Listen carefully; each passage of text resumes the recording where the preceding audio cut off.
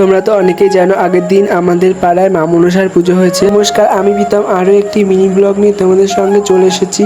আগের একটা ভিডিওতে আমি বলেছিলাম বাংলাদেশ থেকে মায়েদের কিভাবে এই দেশে আনা হয়েছে, সেই একটা ভিডিও দেব। তো এটাই সেই ভিডিওটা। তো আমার দাদু আজ থেকে প্রায় 30 থেকে 40 বছর আগে এই দেশে এসেছিল। বাংলাদেশ থেকে এই দেশে আসবার সময় অনেক জায়গায় বিক্রি করে দিয়ে এসেছিল, কিন্তু মায়ের মন্দিরের জায়গাটা বিক্রি করেনি, সেইটা দিয়ে এসেছিল একজন ব্রাহ্মণের কাছে। কিন্তু চলে আসবার সময় আমার ঠাকুর আর দাদুর মনে হয়েছিল মাকে এখানে একা রেখে যাব, তাই জন্য আসবার সময় মায়ের ওই গাছের গোড়া থেকে এক মুঠ মাটি আঁচলে বেঁধে নিয়ে এসেছিল আমার ঠাকুর। এখন যে গাছটাতে পুজো হচ্ছে ঠিক ওই জায়গাতে আগে একটা বড় আম গাছ ছিল, সেই আম গাছের গোড়াতেই ওই এক মুঠ মাটি আমার ঠাকুমা রেখেছিল, আর তারপর থেকে ওখানেই পুজো করা হয় মায়েদের। এই মন্দিরে সাধারণত দুই রকমের পুজো, মা মনসা এবং মা শীতলার পুজো করা হয়। তো এই ছিল আজকের আমার ভিডিও। যাদের যাদের আমার ভিডিওটা ভালো লেগেছে তারা তো আমার ইউটিউব চ্যানেলটাকে সাবস্ক্রাইব করে দাও আর একটা লাইক করে দাও। আজকের মতো এইটুখানি, আমার দেখা হচ্ছে নেক্সট একটা ব্লগে।